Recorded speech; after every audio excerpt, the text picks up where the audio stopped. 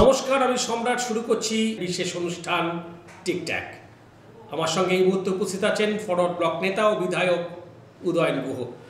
উদয়নদা, প্রথমে যেটা জিজ্ঞেস করার, একটা নন্দীগ্রাম বামফ্রন্টের ভোটের যে ধস নামিয়ে দিল, এত বছর আপনারা সেটা মেকআপ করতে পারলেন না কেন? একটা নন্দীগ্রাম বলে না, নন্দীগ্রাম তো মানে একটা, তোমাকে আমি কি বলবো, যে এটাকে ইস্যু, এটা উঠে এসছে। একটা 34 বছরের ক্ষমতা, 34 বছর ধরে একটি দল বা একটি ফ্রন্ট ক্ষমতায় থাকলে তার কাছে মানুষের চাওয়া পাওয়া নানা রকম বিষয় উঠে আসে, সেগুলো পঞ্জীভূত হতে হতে নন্দীগ্রামকে ইস্যু করে সেটা বাস্ট করেছে। এবার 34 বছর আমরা ক্ষমতায় ছিলাম বলে আজকে 34 মাসে যে ঘটনাগুলো ঘটছে সেটা খানিকটা চাপা পড়ে যাচ্ছে। এই 34 বছর আর 34 মাসের মধ্যে এটা, হ্যাঁ ঠিক আছে, এরা তো 34 বছর ছিল, এদের সময় কিছু কিছু হয়েছে, এদের তো 34 মাস হয়েছে, সেই জন্য আরো একটু দেখা যেতে পারে। নাহলে 34 বছরের চাইতে 34 মাস কোনো অংশে ভালো না, বরঞ্চ খারাপ হচ্ছে। এটা কেটে যাবে, মানুষ আর একটু সময় নেবে। এবং ইতিমধ্যেই গ্রামে গঞ্জে মানুষের মধ্যে, সাধারণ মানুষের মধ্যে, যেটা আগে শহরের মানুষ বলছিলেন, এখন এবারের নির্বাচনের সময় দেখতে পাচ্ছি যে সাধারণ মানুষ বলতে শুরু করেছেন যে পরিবর্তনটা চেয়েছিলাম সেই পরিবর্তনটা হয়নি, এবং এরা তো আপনাদের চাইতেও খারাপ, এ কথা বলছি। আমি একথা সম্রাট একবারও বলছি না যে লোকটা তৃণমূলকে ভোট দেবেন না ঠিক করেছেন, তিনি এখনই বামফ্রন্টকে ভোট দেবেন, এ কথা বলছেন না। এই যে তৃণমূলকে ভোট দেবেন না, বা তৃণমূল সম্বন্ধে যাদের মোহভঙ্গ হচ্ছে বা যাদের মধ্যে ক্ষোভ সৃষ্টি হচ্ছে, তাদেরকে আমাদের সাথে ঘুরিয়ে আনার দায়িত্ব, আমরা যারা বিভিন্ন স্তরে নেতৃত্বে আছি বা কর্মী, আমাদের সেই দায়িত্বটা পালন করতে হবে। আমরা যদি নিজেদের ঠিক করতে পারি তাহলে এই মানুষগুলো খুব তাড়াতাড়ি আমাদের সাথে ঘুরে আসবে। পঞ্চায়েত নির্বাচনের সময় যে যে ইস্যুগুলোকে সামনে রেখে রাজ্য সরকারের ব্যর্থতা এবং বিভিন্ন তাদের জায়গা নিয়ে আপনারা প্রচার করেছিলেন, লোকসভা নির্বাচনে কিন্তু বামফ্রন্টের বিভিন্ন যে কটা জনসভা বলুন বা কর্মী সভা বলুন এখন শুরু হয়েছে, সেই একই ইস্যু, কিন্তু এই ইস্যুগুলোই কিন্তু মানুষ আপনাদের যে দাবিগুলো নিয়ে গিয়েছিলেন, আপনাদের যে বক্তব্যগুলো নিয়ে গিয়েছিলেন, সেগুলো মানুষ কিন্তু মানেনি।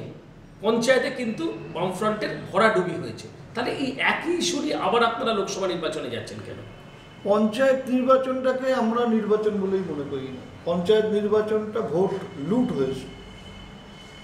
একেবারে বলা যেতে পারে যে মানুষের গণতান্ত্রিক অধিকার, মানে ভোটের অধিকারটাকে ধর্ষণ করা হয়েছে।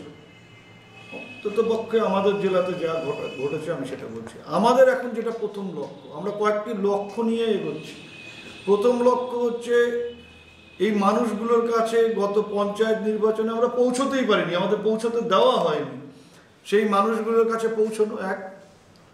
দ্বিতীয়, এদের ভোট কেন্দ্রে নিয়ে যাওয়া বা ভোট কেন্দ্রে যাওয়ার মতন সাহস জোগানো। তৃতীয় হচ্ছে এই ইস্যুগুলোকে তুলে ধরা। ইস্যুগুলোকে তোলবার কোনো সুযোগই আমরা পঞ্চায়েত নির্বাচনে পাইনি, কারণ মানুষের কাছেই পৌঁছতে পারিনি। মানুষের কাছে পৌঁছতে না পারলে আর ইস্যুগুলোকে কি করে তুলবো? সে কাজেই এই ইস্যুগুলোকে আর আমাদেরও তুলতে হচ্ছে না। সবচাইতে মজার ব্যাপার হচ্ছে, আমি যে কথাটা মানুষকে বলবো বলে মনে করছি, দেখছি যে গ্রামের একেবারে খুব নিচু তলার মানুষ, একেবারে সাধারণ মানুষ, তারা জানেন, তারা আমার চাইতেও কেউ কম জানেন না যে মমতা ব্যানার্জি রাজ্যের মুখ্যমন্ত্রিত্ব ছেড়ে দিয়ে প্রধানমন্ত্রী হতে চাইছেন, এবং তার জন্য আন্না হাজারের সাথে হাত মিলিয়েছেন। আন্না হাজারের সাথে হাত মেলানোর পর তার কি অবস্থা হয়েছে সেটা আমাকে মানুষের কাছে বলতে হচ্ছে না। আপনারা বলছেন যে ফেডারেল ফ্রন্টের যে ডাক মমতা বন্দ্যোপাধ্যায় দিয়েছেন, সেই ফেডারেল ফ্রন্টের কোনো এই নির্বাচনে, লোকসভা নির্বাচনে তার কোনো প্রভাবই থাকবে না? না, প্রভাব তো পড়বার কোনো ব্যাপার নেই, কারণ ফেডারেল ফ্রন্টটা কাকে নিয়ে হবে? তুমি নিশ্চয়ই দেখেছো শোলে সিনেমা, সেখানে ওই अंग्रेज जमाने के জেলার সাহ তার বাহিনীকে বলছে যে আধা ডাইনে যাও, আধা বায়ে যাও, বাকি সব মেরা পিছে आओ। তার খেয়াল নেই যে আধা ডাইনে গেলে আধা বায়ে গেলে আর পেছনে আসার মতো কেউ থাকে না। তো তৃণমূল দলের এবং তার নেতৃত্ব সেই আশ্রানির মতন অবস্থা হয়েছে যে রাজনৈতিক দলগুলো সব আধা ডাইনে চলে গেছে, আধা বায়ে চলে গেছে। ওনার পেছনে আসার জন্য উনি ভেবেছিলেন আন্নাজি আছে, তিনিও নেই। তো কাজে কাকে নিয়ে ফেডারেল ফ্রন্ট হবে আমি অন্তত পক্ষে বুঝতে পারছি না। দীর্ঘদিন পরে পশ্চিমবঙ্গের চতুর্মুখী নির্বাচনের মুখে এবারে রাজ্য। মানুষ মনে করছে যে এই ভোট কাটাকাটির খেলা সব থেকে বেশি লাভবান হবে বামেরা। এই ব্যাপারটা আমি যারা মনে করছে বা তোমার সাথে আমি একমত হতে পারছি না, এটা নিয়ে আমরাও চিন্তিত।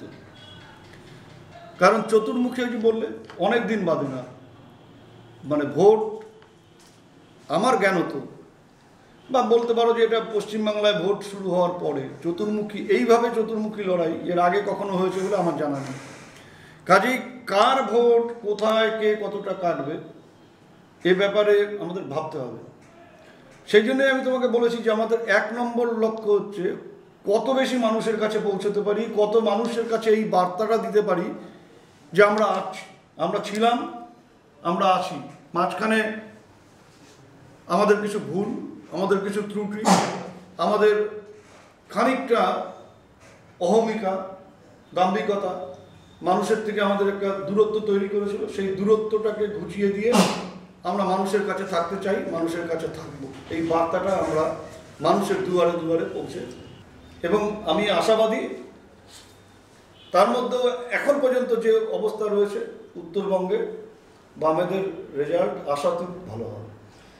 উদন্ত, আপনাকে অসংখ্য ধন্যবাদ।